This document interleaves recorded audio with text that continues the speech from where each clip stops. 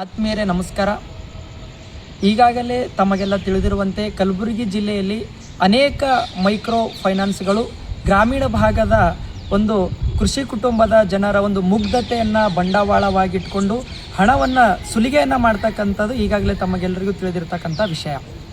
ಈಗಾಗಲೇ ಅನೇಕ ಮೈಕ್ರೋ ಫೈನಾನ್ಸ್ಗಳು ಗ್ರಾಮೀಣ ಭಾಗದಲ್ಲಿ ಹೋಗಿ ಏನು ಅನ್ಎಜುಕೇಟೆಡ್ ಅನಕ್ಷರಸ್ಥರು ಹೆಣ್ಮಕ್ಳಾಗಲಿ ಗಂಡ್ಸು ಮಕ್ಕಳು ಇರ್ತಾರಲ್ಲ ಅವ್ರ ಹತ್ರವೂ ಕೂಡ ವಾರಕ್ಕೊಮ್ಮೆ ಹಣ ಸಂಗ್ರಹವನ್ನು ಮಾಡಿ ಯಾವುದೇ ರೀತಿ ಲಗಾಮು ಇಲ್ಲದೇನೆ ಆ ಮುಗ್ಧ ಕೃಷಿ ಕುಟುಂಬದ ಜನರ ಹತ್ತಿರ ಹಣವನ್ನು ಕೀಳಿ ಅವರಿಗೆ ಮೋಸ ಮಾಡುವಂತಹ ಕೆಲಸವನ್ನು ಮಾಡ್ತಿದ್ದಾರೆ.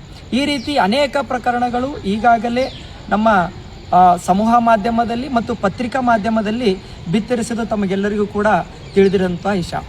ಈಗ ಅದೇ ರೀತಿಯಾಗಿ ಕಲಬುರಗಿ ತಾಲೂಕಿನ ಬೇಲೂರು ಕ್ರಾಸ್ ಗ್ರಾಮದ ಶ್ರೀಮತಿ ಪಾರ್ವತಿ ಎಂಬ ತಾಯಿಗೂ ಕೂಡ ಇದೇ ರೀತಿ ಸಮಸ್ಯೆ ಆಗಿರ್ತಕ್ಕಂಥದ್ದು. ಏನಪ್ಪ ಅಂತಂದರೆ ಈ ತಾಯಿಯವರು ಪಾರ್ವತಿ ಅಂತಕ್ಕಂಥ ಒಬ್ಬರು ಹೆಣ್ಮಗಳವರು Bharat micro finance Bharat micro ಫೈನಾನ್ಸ್ನಲ್ಲಿ ಮಿರಾಜ್ ಅಂತಕ್ಕಂಥ ಒಬ್ಬ ಮ್ಯಾನೇಜರ್ ಹತ್ತಿರ ಹಣವನ್ನು ತೆಗೆದುಕೊಂಡಿರ್ತಾರೆ. ಸುಮಾರು 2-3 ವರ್ಷಗಳಿಂದ ಇದೇ ರೀತಿ ವ್ಯವಹಾರವನ್ನು ನಡೀತಾ ಇರ್ತವೆ. ಹಣ ತಗೊಳ್ಳೋದು, ವಾರಕ್ಕೊಮ್ಮೆ ಬಡ್ಡಿ ಕಟ್ಟೋದು, ಈ ರೀತಿ ನಡೀತಾ ಇರ್ತವೆ. ಅವ್ರ ಹತ್ರ ಎಲ್ಲವೂ ಕೂಡ ವ್ಯವಹಾರ ಸರಿಯಾಗಿಯೇ ನಡೀತಾ ಇರ್ತವೆ. ಆದರೆ ಕೆಲವು ದಿನಗಳ ನಂತರ ಈ ಪಾರ್ವತಿಯ ಗಂಡ ತೀರಿಕೊಂಡಾಗ ಈ ಹೆಣ್ಮಗಳು ಇನ್ಶೂರೆನ್ಸ್ ಕ್ಲೇಮ್ ಮಾಡಿದಾಗ ಈ ಅಪ್ರಬುದ್ಧ ಮ್ಯಾನೇಜರ್ ಮಿರಾಜ್ ಏನು ಹೇಳ್ತಾರಪ್ಪ ಅಂತಂದರೆ, ನಿಮಗೆ ಹಣ ಕೊಡಲು ಬರುವುದಿಲ್ಲ ಮತ್ತು ನಿಮ್ಮದು ಡೈವರ್ಸ್ ಆಗಿದೆ ಅಂತ ಮೆನ್ಷನ್ ಆಗಿರೋದನ್ನು ತೋರಿಸ್ತಾರೆ.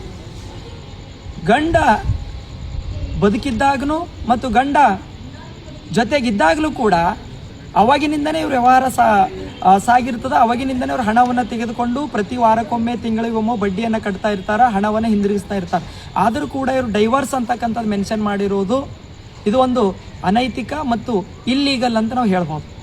ಈ ರೀತಿ ಮಾಡಿರ್ತಕ್ಕಂಥ ಮ್ಯಾನೇಜರ್ ಮಿರಾಜ್ ಅವರ ವಿರುದ್ಧ ಸೂಕ್ತ ಕಾನೂನು ಕ್ರಮ ಕೈಗೊಳ್ಳಬೇಕು ಮತ್ತು ತೊಂದರೆಗೊಳಗಾದ ಮತ್ತು ಮಾನಸಿಕ ಹಿಂಸೆಯನ್ನು ಅನುಭವಿಸುತ್ತಿರುವ ಪಾರ್ವತಿ ಅವರಿಗೆ ಸೂಕ್ತವಾಗಿರ್ತಕ್ಕಂಥ ಹಣವನ್ನು ಕೊಡಬೇಕು.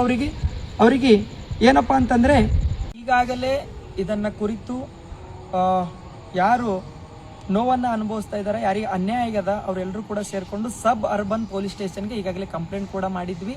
ಆದರೆ ಪೊಲೀಸರು ಏನು ಮಾಡಿದಾರಪ್ಪ ಅಂತಂದರೆ, ಇದು ಸಿವಿಲ್ ಮ್ಯಾಟರ್ ಆಗಿದ್ದು ಇದು ನಮ್ಮ ಪೊಲೀಸ್ ಸ್ಟೇಷನ್ ವ್ಯಾಪ್ತಿಗೆ ಬರುವುದಿಲ್ಲ, ಅದರಿಂದ ನ್ಯಾಯಾಲಯಕ್ಕೆ ಹೋಗಬೇಕಂತ ಹಿಂಬರವನ್ನು ಬರೆದು ಕೊಟ್ಟಿದ್ದಾರೆ. ಯಾರಪ್ಪ ಅಂತಂದರೆ ಪೊಲೀಸರು. ಇವತ್ತು ಪೊಲೀಸರು ಅಂತಂದರೆ ನಾವು ಒಂದು ಭರವಸೆ ಅಂತ ತಿಳ್ಕೊಂಡಿದ್ವಿ, ಆದರೆ ಭಯವನ್ನು ಹುಟ್ಟಿಸ್ತಕ್ಕಂಥ ಕೆಲಸವನ್ನು ಇವತ್ತು ಪೊಲೀಸ್ ಇಲಾಖೆ ಕೂಡ ಮಾಡ್ತಾ ಇದೆ.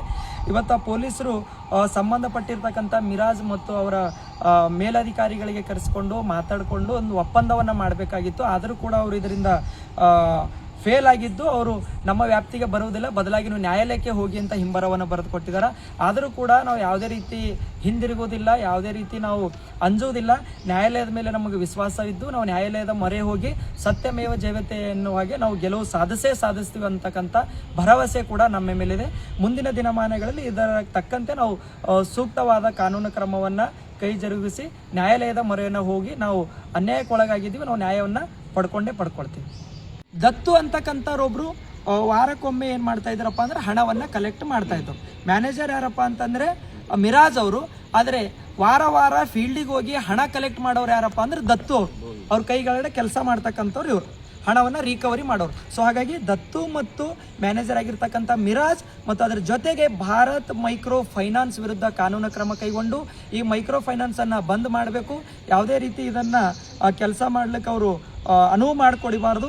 ಒಂದು ವೇಳೆ ಸರ್ಕಾರ, ಜಿಲ್ಲಾಡಳಿತ ಮತ್ತು ಜನಪ್ರತಿನಿಧಿಗಳು ಈ ಭಾರತ್ ಮೈಕ್ರೋ ಫೈನಾನ್ಸ್ ಮತ್ತು ಮಿರಾಜ್ ಹಾಗೂ ದತ್ತು ವಿರುದ್ಧ ಕಾನೂನು ಸೂಕ್ತ ಕ್ರಮ ಕೈಗೊಳ್ಳದೇ ಇದ್ದರೆ ನಾವು ಮತ್ತು ವಿವಿಧ ಸಂಘಟನೆಗಳ ಒಂದು ಒಕ್ಕೂಟದಲ್ಲಿ ಮತ್ತು ಕುಟುಂಬದವರ ಜೊತೆ ಕೂಡಿ ಉಪವಾಸ ಸತ್ಯಾಗ್ರಹವನ್ನು ಮಾಡ್ತೀವಿ. ನಮಗೆ ನ್ಯಾಯ ಸಿಗುವವರೆಗೂ ಕೂಡ ನಾವು ಯಾವುದೇ ಕಾರಣಕ್ಕೂ ಹೇಳುವುದಿಲ್ಲ ಅಂತ ಈ ಸಂದರ್ಭದಲ್ಲಿ ನಾನು ಹೇಳ್ತೀನಿ. ಸರ್, ಇನ್ನೊಂದು ಸರ ಕೆಲವೇ ದಿನಗಳ ಹಿಂದಗಡೆ ಏನೋ ಒಂದು ನೋಟಿಸ್ ಅಂತ ಜಾರಿಗೊಳಿಸ್ತದ ಕಾನೂನು, ವಾರ ಎಲ್ಲಿ ದುಡ್ಡು ಕಲೆಕ್ಟ್ ಮಾಡಬೇಡದಂತ ಒಂದು ಕಾನೂನು ಇರುತ್ತದೆ. ಮತ್ತು ಇವ್ರು ಯಾವ ಥರ ವಾರ ಕಲೆಕ್ಷನ್ ಮಾಡ್ತಾರೆ, ಯಾವ ರೀತಿಯಾಗಿ ಅಂತ ಏನಪ್ಪ ಅಂತಂದರೆ, ಈ ಭಾರತ್ ಮೈಕ್ರೋ ಫೈನಾನ್ಸಿಗೆ ಒಂದು ಲೈಸೆನ್ಸ್ ತಗೊಳ್ಳೋದಾಗಲಿ ಅವು ತಲೆ ಎತ್ತಲಿಕ್ಕೆ ಕಾರಣನೇ ನಮ್ಮ ಒಂದು ಭ್ರಷ್ಟ ಅಧಿಕಾರಿಗಳಂತ ಹೇಳ್ಬೋದು. ಹಣದ ಆಶೆ ತೋರಿಸಿ ಕಾನೂನಿನ ಲೂಪ್ ಹೋಲ್ಸ್ಗಳನ್ನು ದುರುಪಯೋಗ ಪಡ್ಕೊಂಡು ಇವ್ರೇನು ಮಾಡ್ತಾರಪ್ಪ ಅಂತಂದರೆ ಲೈಸೆನ್ಸನ್ನು ತಗೊಂಡು ಅವರು ಜಿಲ್ಲೆಗಳಲ್ಲಿ ಏನು ಮಾಡ್ತಾರೆ ಅಂದರೆ ತಮ್ಮ ಮೈಕ್ರೋ ಫೈನಾನ್ಸನ್ನು ಹಾಕ್ತಾರೆ.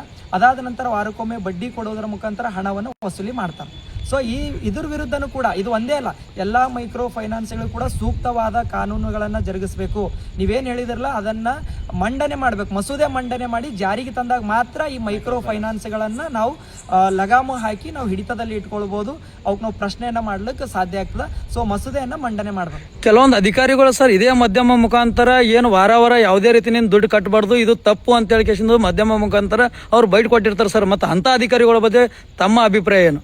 ಅದನ್ನೇ ಹೇಳ್ತಾ ಇದ್ದೀನಿ. ಅಧಿಕಾರಿಗಳು ಒಂದ್ ಕಡೆ ಏನ್ ಮಾಡ್ತಾರಪ್ಪ ಅಂತಂದ್ರೆ ಇಂಥ ಭಾರತ್ ಮೈಕ್ರೋ ಫೈನಾನ್ಸ್ಗೆ ಏನ್ ಮಾಡ್ತಾರೆ ಅಂತಂದ್ರೆ ಅವಕಾಶವನ್ನ ಕೊಡ್ತಾರ, ಲೈಸೆನ್ಸ್ ಅನ್ನ ಕೊಡ್ತಾರ. ಇನ್ನೊಂದ್ ಕಡೆ ಏನ್ ಹೇಳ್ತಾರಪ್ಪ ಅಂತಂದ್ರೆ ಜನರಿಗೆ ನೀವು ವಾರಕ್ಕೊಮ್ಮೆ ಬಡ್ಡಿ ಕಟ್ಟಬೇಡ್ರಿ ಅಂತ ಹೇಳ್ತಾರೆ. ಇದು ಯಾವ ರೀತಿ ಅಂತಂದ್ರೆ ತಂಬಾಕು, ಧೂಮಪಾನ, ಮದ್ಯಪಾನ ಮಾಡಬೇಡ್ರಿ ಅಂತ ಹೇಳೋದು ಮತ್ತು ಅತಿ ಹೆಚ್ಚು ಮಾರಾಟ ಮಾಡೋದು ಸರ್ಕಾರನೇ. ಅದೇ ರೀತಿನೇ ಕೂಡ ಮೈಕ್ರೋ ಫೈನಾನ್ಸಿಗೆ ಇವರು ಅನುಮತಿ ಕೊಡೋರು ಇವರೇ.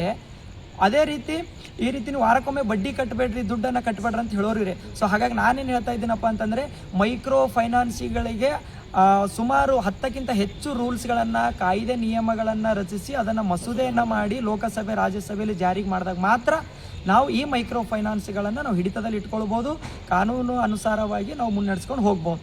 ಇಲ್ಲದೇ ಇದ್ದರೆ ಇದೇ ರೀತಿ ಮುಗ್ಧ ಜನರ ಒಂದು ಮುಗ್ಧತೆಯನ್ನು ಬಂಡವಾಳಾಗಿಟ್ಕೊಂಡು ಅನೇಕ ಜನರು ಈಗಾಗಲೇ ಯಾಮಾರಿದ್ದಾರೆ, ಅನೇಕ ಜನರು ಮೋಸಕ್ಕೊಳಗಾಗಿದ್ದಾರೆ, ವಂಚನೆಗೊಳಗಾಗಿದ್ದಾರೆ. ಸೊ ಹಾಗಾಗಿ ಇದು ಒಂದು ಕೊನೆಯದಾಗಬೇಕು ಅಂತಕ್ಕಂಥದ್ದು ನಮ್ಮದೊಂದು ಉದ್ದೇಶ. ತಮ್ಮ ಹೆಸರು ಸರ್? ಸಂತೋಷ್ ಕುಮಾರ್ SP, ಕನಸು ಸೇವಾ ಸಂಸ್ಥೆ, ಕಲಬುರಗಿ.